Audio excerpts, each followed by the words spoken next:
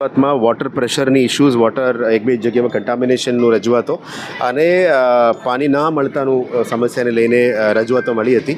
એને ધ્યાને લેતા ગઈકાલે અમે તમામ વોટર ડિપાર્ટમેન્ટના અધિકારીઓ સાથે પાણી પુરવઠા ડિપાર્ટમેન્ટ સાથે આખું મિટિંગ કરી છે.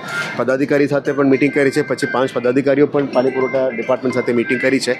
આજે અમે સોર્સથી લઈને ટ્રાન્સમિશનથી લઈને ડિસ્ટ્રીબ્યુશનના તમામ અધિકારીઓને પણ સાથે રાખ્યા છે. આજે સિંદરોટ, મહીસાગર અને આજવાની વિઝિટ પણ અમે કરી રહ્યા છે. જે આપ જાણો છો કે વડોદરા શહેરમાં અત્યારે પાણીની જે લઈ રહ્યા છે એમાં પૂરતું સપ્લાય આવનારા 20 દિવસ સુધી પાણીનું સપ્લાય છે જ, એમાં વાંધો નથી. એટલે અત્યારે 206 જે આજવાની લેવલ છે એનાથી અમે આવનારા 20 દિવસ સુધી પણ પાણી પહોંચાડી શકે એમાં કોઈ ડાઉટ નથી.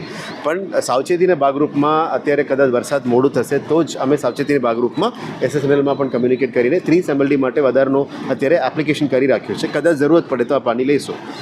પછી આવી છે જે 125 MLD ઈસ્ટ ઝોન અને સાઉથ ઝોનમાં પુશ કરવાની વાત છે. એ મોડલ કોડ ઓફ કન્ડક્ટના કારણે જે કામ ડિલે થઈ હતી એ અત્યારે કામ પણ શરૂ થઈ ગઈ છે. પહેલાં મેન્યુઅલ પુશિંગથી કામ ચાલતું હતું, એને વેગ આપવા માટે આપણે અત્યારે ટનલ પુશિંગથી ટેકનોલોજી ઇન્ટ્રોડ્યુસ કરીને કામ વહેલા પૂરું કરવા માટે અત્યારે અમે મહેનત કરી રહ્યા છે. સાથે સાથ આજે આ 125 MLDમાંથી 75 MLD 40 MLD ઈસ્ટ માટે અને થોડું પાણી સાઉથ માટે આ મહિના સુધી અમે અંદર સિસ્ટમમાં લાવી દઈશું, જેથી કરીને પાણીનું પ્રેશરનો ઇશ્યુઝ પણ સોર્ટ આઉટ થઈ જશે. હવે આવ્યું 5 MLD એક્સ્ટ્રા પ્રેશર લોસને જે ક્રિએટ કરવા માટે અત્યારે સોર્સની ટીમ દ્વારા 3 MLDને પંપ ચાલુ કરીને 3 MLD પૂરું પાડવામાં આવ્યું છે.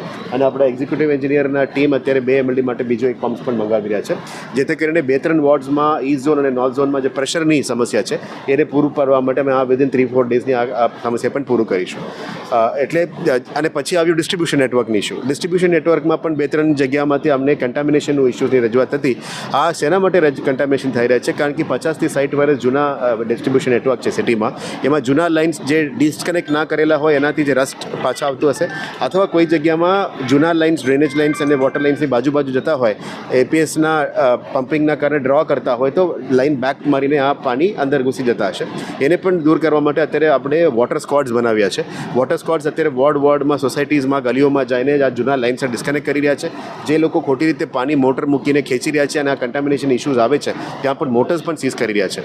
આપણે વડોદરા શહેરમાં એકવાર આપણે પાણી આપવાનું ઓલમોસ્ટ 270 LPD આપણે પાણી આપીએ છીએ અને ઓલમોસ્ટ 700 લીટરની ઓલમોસ્ટ અમે પૂરું પાડીએ છીએ હાઉસવાઇઝ.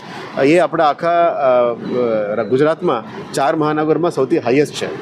છતાં પણ 2 વાર પાણી માંગવાનું જે પદ્ધતિ કોઈ શરૂ કર્યું છે, કોઈ પણ જગ્યામાં ખોટા ડિમાન્ડ્સ આવી ગયો છે કે અમારા ઉપર ફ્લેટ સુધી ઉપર સુધી પહોંચાડી આપો, એ શક્ય નથી. કારણ કે એમની જવાબદારીમાં આવે છે. એમની એકવાર અમે પૂરું પાડવાનું અત્યારે આપણે કામગીરી કરી રહ્યા છે. થોડું ઘણું આર્ટિફિશિયલ પણ અત્યારે ડિમાન્ડ ક્રિએટ કરવામાં આવી રહી છે, એને બંધ કરવા માંગીએ છીએ. અને અમે તમામ પદાધિકારીઓને વિશ્વાસમાં લઈને એમની વિસ્તારમાં પણ અમારી ટીમ અત્યારે વિઝિટમાં છે. એટલે આ જૂના ડ્રેનેજ લાઇન, જૂના વોટર લાઇન્સને ચેન્જ કરવાનું પદ્ધતિ આખા સિટીની ડિસ્ટ્રીબ્યુશન નેટવર્ક ચેન્જ કરવામાં થોડું વાર લાગશે. પણ આ સમરના સિઝનમાં 1-2 વોર્ડ્સની અંદર જે સમસ્યાઓ થઈ રહ્યા છે એને પૂરું પાડવા માટે અત્યારે ટીમ 100% કાર્યરત છે. સવાર 7 થી રાતના 11 વાગ્યા સુધી ટીમ ફિલ્ડ કામ કરી રહ્યા છે. એટલે અમે વડોદરાના નાગરિકો એ જ કહેવા માંગે છે કે પાણીનું અછત નથી, પ્રેશરનો ઇશ્યુઝ છે. એ 1-2 વોર્ડમાં પ્રેશરનો ઇશ્યુઝ છે, અમે પૂરું કરવા માટે અત્યારે પમ્પ્સ પણ લગાવી દીધા છે. અને સાવચેતીના ભાગરૂપમાં એક્સ્ટ્રા પાણી પણ બેકઅપમાં અમે રાખી રહ્યા છે. આજે સોર્સની વિઝિટ પછી અમે ટ્રાન્સમિશનનું વિઝિટ કરવાના છે અને ડિસ્ટ્રીબ્યુશન નેટવર્ક પરનું વિઝિટ કરવાના છે. વડોદરામાં આજવા નદીની સપાટી ખુલ્લા આમ જોઈ શકાય છે. 206ની લેવલ છે. અને ગયા વર્ષમાં અને 5 વર્ષ પહેલાં પણ આ જ પરિસ્થિતિમાં જ આપણે પાણી પૂરું પાડતા હતા. એટલે આમાં કંઈ પ્રોબ્લેમ નથી. અમે ફક્ત સાવચેતીના ભાગરૂપમાં 15 દિવસ પછી કયા પાણી જોતું હશે એના માટે SSNLમાં 30 MLD માટે એડવાન્સમાં અમે લખીને રાખ્યા છે. આ જે લેવલની પાણી છે અને આપણા તમામ મહીસાગર, મીન નદી, સિંદરોટ બધા સોર્સમાંથી અત્યાર સુધી આવનારા 20 દિવસ સુધી કંઈ પાણીનું કંઈ ઇશ્યુઝ નથી અને ચોમાસા સુધી અમે ચલાવી શકીએ છીએ. Thank you.